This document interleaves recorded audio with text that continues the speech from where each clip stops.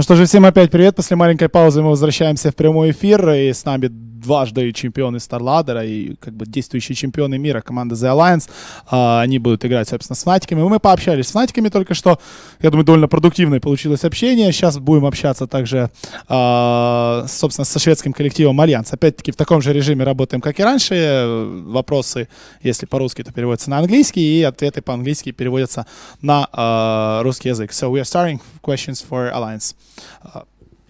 Совсем недавно Келли, ваш менеджер, запостил ответ о том, что изменения, которые произойдут в команде Альянс, это изменение капитана. При этом я читал очень много интервью, где вы говорили, что всегда пикаете командой вместе. Так какие же все-таки изменения последуют? So the question is, Kelly tweeted that there are going to be changes and you changed the captain, but at all your interviews you're talking about that you're picking as a team always. So in general, what changed in your draft or in your team?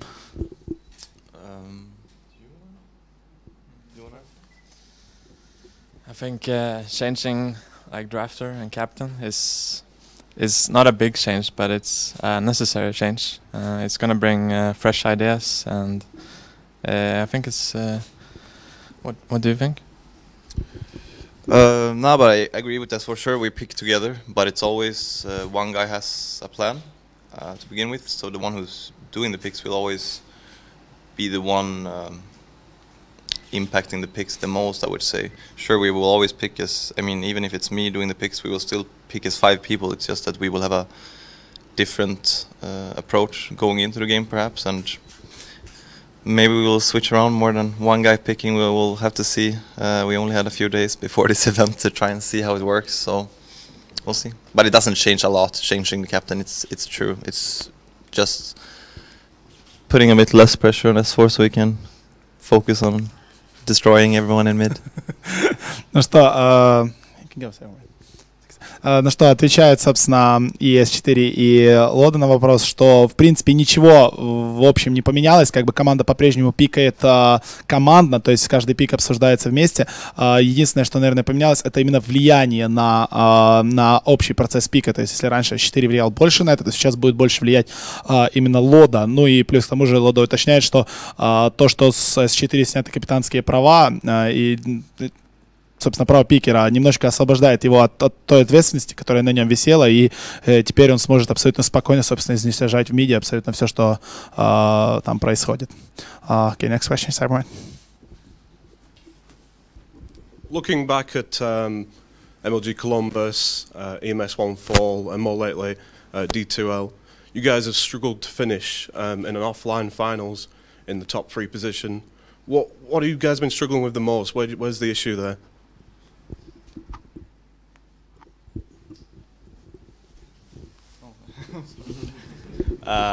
It's a lot of things, I guess. It's the draft, our game plan, and yeah, I think that's it. And I don't know, really. Maybe someone else can add to that. Like another part is like motivation. I think we haven't played. We played 90% our games instead of 110, and that can change. One small mistake can change a game, and it's important to be your best at the offline finals. Yeah, I just want to agree with S4. I would say it's a lot about motivation. It's very motivation and time to train. I think this wasn't really a surprise to us. I, for one, mentioned that there was a high possibility that if we went into this touring period without preparing in the right way, we could easily, if we start losing, we wouldn't have the time to turn it around. So we kind of had to just keep going and improvising. But as Thor said, to me, it's mostly about motivation. I mean, comparing how motivated you are going into games 1 year ago compared to how motivated you are now, it's still a big difference in my opinion, and it's just, I think that's what you have to work on the most, trying to find the motivation. All 5 have to find the same motivation and find a goal to aim for. Ну, слушай, вопрос был от Cybermeta по поводу последних результатов. MLG Columbus, EMS, собственно, и D2L, где ребятам из Альянса не удалось попасть в топ-3. Собственно, в чем причина? На что по очереди ребята ответили сначала, начиная с Аки, что причина в том, как они играли, причина в том, как они пикали, причина в том, что у них не было толкового плана на игру, и уточняет, собственно, свой Лода, то, что ребята играли не на 110%, как они должны играть, а на 90%. И самая большая проблема — это, наверное, все-таки мотивация и то, что в тяжелом турнирном режиме очень тяжело что-либо поменять довольно быстро. То есть, если турнир идет один за вторым, то как бы нету времени потренироваться, нету времени сесть обдумать, поэтому, грубо говоря, команда играет уже по накатанному, и это именно и есть проблема. И, собственно, Лода также уточняет, что мотивация действительно уже не та, которая была год назад, и очень тяжело сейчас находить для себя правильную мотивацию. Ну и вот, собственно, сейчас ребята над этим и работают. Next question. I was like, one more Cyberman. You speak about time there. Do you think in 2013 there was too many small tournaments that went on for too long? And then looking forward at this year and prize pools like MLG Columbus and Starladder here with quite a lot of money on the line, do you think you're going to prioritize and start to say, well, we don't need to play this tournament. We can focus on this and put our effort behind this, and then maybe fall back in you can get some more practice behind you and stuff? Yeah, I'll answer it. You're completely right. I do agree. I thought that there were too many tournaments, and I think we already decided to decline a lot of tournaments, even if they're hosted by famous organizations or such. It depends a lot on prize pool, how many games you have to play, if there's LAN finals involved, and all of this. So yeah, there's gonna be a difference, I would say. The problem last season was, I mean, looking back at it, being kept in hindsight, I would have probably have told the team not to go to any events except for MLG before that, because MLG ended up being pretty much as worth as all the other tournaments combined because of the prize pool. So yeah, I think it's this year we will focus more on being prepared for the events that we go to, and sure, that doesn't mean that we will end up winning them, but I think it's better that way, to have a goal, one tournament that you really want to prepare and win, and then you just work hard to achieve that, instead of ending up top 3 or 3rd place in every tournament or such. Что же, вопрос был от Cybermeta по поводу, опять-таки, огромного количества турниров в 2013 году и 2014 года. Будут ли альянсы, собственно, выбирать какие-то турниры, или будут они, так как и в прошлом году, играть на всем подряд, на что, собственно, отвечает новый капитан команды Лода, что да, уже, собственно, сделали ребята выбор, и уже они отказались от нескольких турниров, и в этом году они решили, что намного лучше сделать по-другому, намного лучше готовиться к каким-то определенным турнирам и занимать определенные места, 1, 2, 3 места, то есть бороться подготовлены на турнирах, чем просто играть на абсолютно всех турнирах и занимать там 3, 5, 7, 10 место и так далее. Следующий вопрос, Каспер. Вот после такого спада в плане игровом, не было ли желания устроить себе действительно серьезный перерыв и потом уже вступить в бой с новыми силами? Или же этот перерыв может плохо сказаться вообще на игре, на самой? So after all this not the best results, did you guys had like ideas about taking a big break, like 1 or 2 months break from the gaming, or from taking part in big tournaments or something like that, or you think it's not possible in current situation?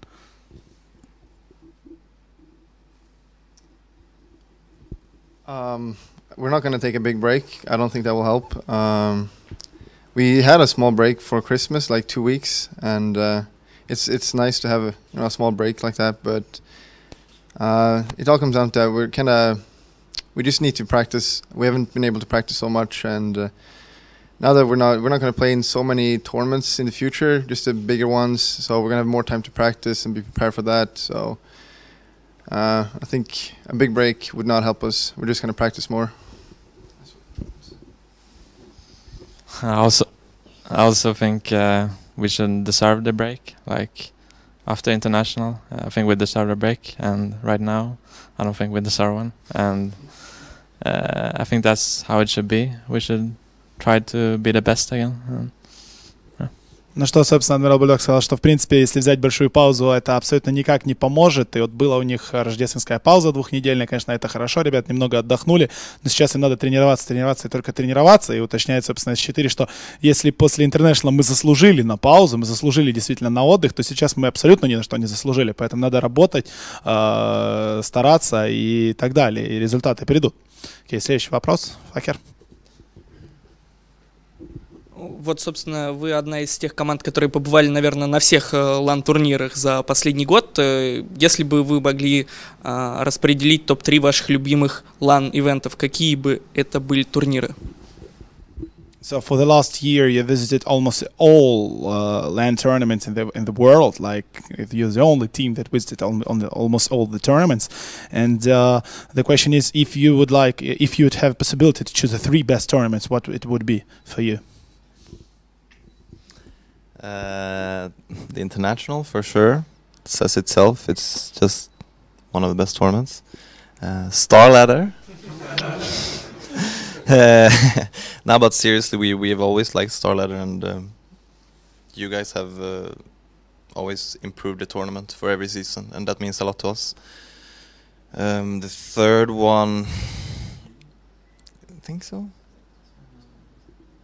Third one, I don't think we have one decision. I would say DreamHack. Ake would say MLG. Could be a Chinese tournament. Yeah, it's third place is more like, I would say China somewhere, but it differs.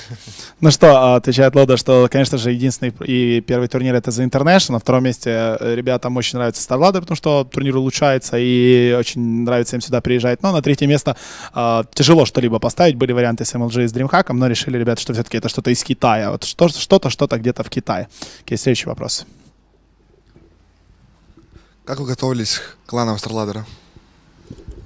So, did you guys had some special preparations for Star Ladder finals, or were you boot camping or not? We were not boot camping, but we'll just have to see. I like going full retard, so we'll see. Ну что, простой ответ: нет, мы не готовились. Но, говорит, я очень люблю играть вот так сходу и по-дебильному, поэтому посмотрим, как получится. So you are pretty the only team that picking Rikimaru in offline tournaments. How do you think it is a stable carry or it's pretty situationally?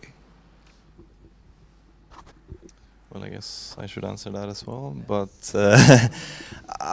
sure, it's a very situational carry, but I think he could be stronger than people treat him. I mean, he's not picked at all, pretty much. I think that he has some abilities that are good for a carry, but you can't really play him as a hard carry. That's the problem with Ricky. You can't really put Ricky on a lane and he will keep farming. You really have to have good movement, and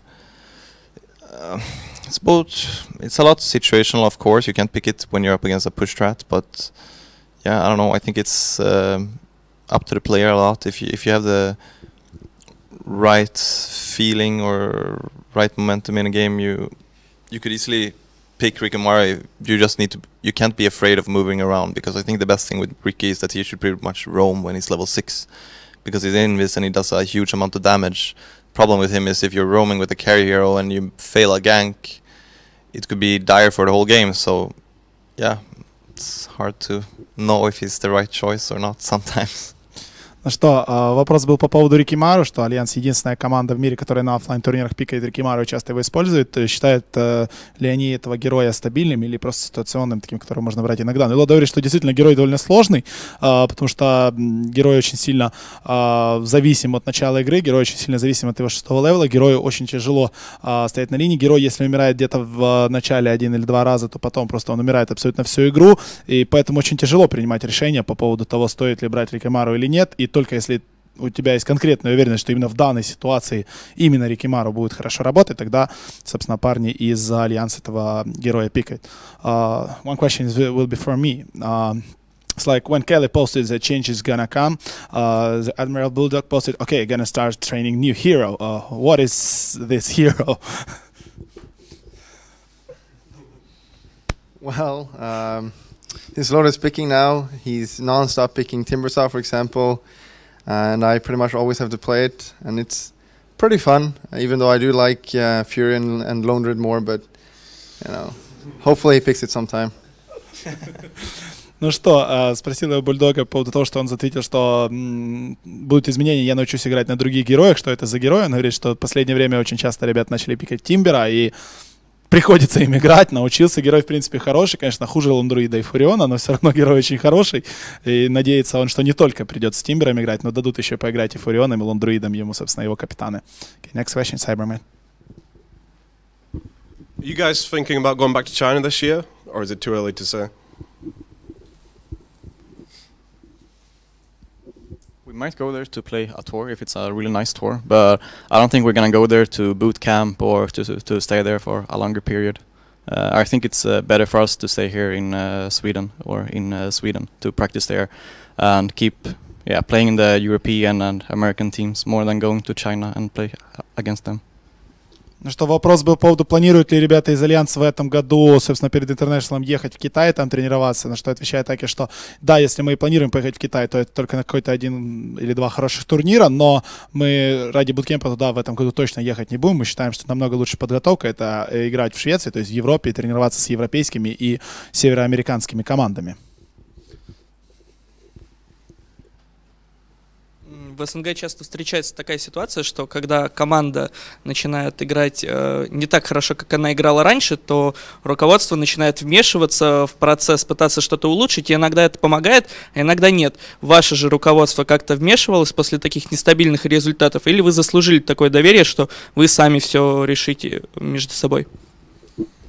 So here in CIS we have such a story when teams started to play like not really good. They are having like a lot of talks with their owners or managers, and owners are pushing on them like, guys, you should change something or something like that. So it's common thing in CIS, and it's hard to fight with your owner.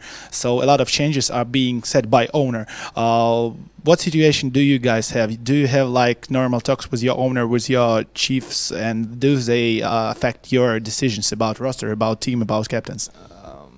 No, not at all. We're very close to our owner, Alex, and he's a cool guy.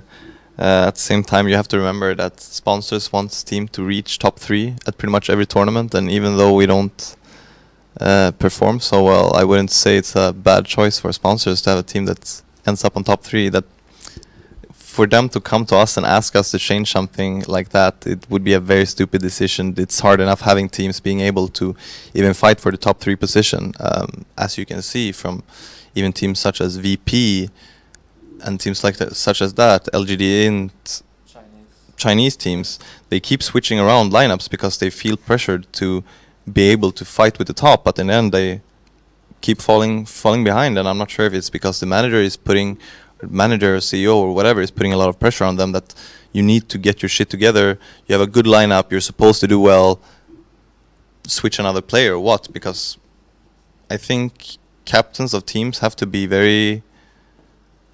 I mean, the leader of the team is the only one that actually knows what's going on. There can be a CEO that's watching the games and he can say, oh, what is going on, this guy. But in reality, they don't really know anything, and I think it's important that the CEO trusts the captain to make the right decisions and take care of the team. And we had that discussion early on in our work together. For example, when it was the Eternal Envy drama or whatever, when he was removed from the team 1 year ago, and I think at that point we reached a point where we just respect each other a lot, and Alex lets me make the decisions when it comes to the team.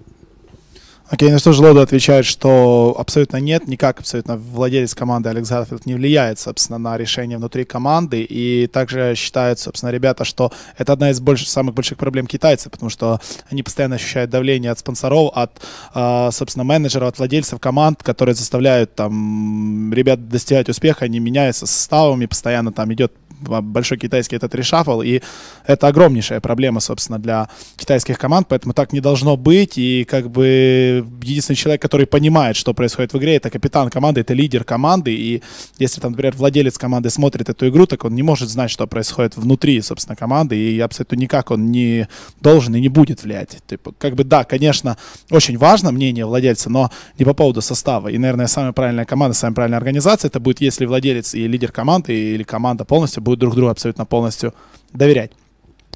Next question.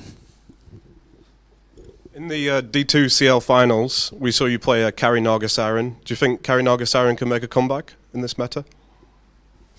Yeah, for sure. I think Dota is quite fun in that way that certain heroes just falls off for no real reason. It's just that they end up losing in certain lineups or such as that. But I think that Naga is a hero that has the abilities that are all good for a carry or even a solo mid or whatever. The sleep is very good for crowd control, and if you have good team play, you can do a lot of stuff with it. So sure thing. I think Naga is viable, but I don't think that she will become one of those perma-picked heroes like she was for a while. Anyone wants to add anything about that? Что был вопрос по поводу того, что в матче в гранд-финале D2CL ребята играли с Кари Нага, и будет ли возвращение Кари Наги в нормальную игру, на что Лудо отвечает: да, герой очень крутой, герой очень разносторонний, и он уверен в том, что его будет опять-таки использовать, как это делали, например, на втором интернешнале очень часто, и на 100% уверен Лудо, что как бы герой будет в пиках все чаще и чаще. One more question for me, like your opponents here, like Navi, they have Poppy captain, Sigma, they have fucking mad captain, and Fly is a captain of Fnatic, so they are 3 supports. Do you guys thought about, giving captain role to EGM?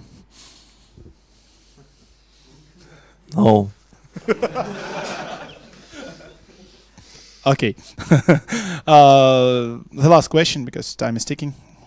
I can just add that we let EGM pick in StarLadder once, and the game didn't. Actually, he was 100% win as a picker for us, and then we had one game that kind of didn't work out, so after that we banned him from picking. We had a solo mid-axe with a support Tiny, and yeah. With 6.8 around the corner, is there any other changes you'd like to see in there besides the nerf to Earth Spirit?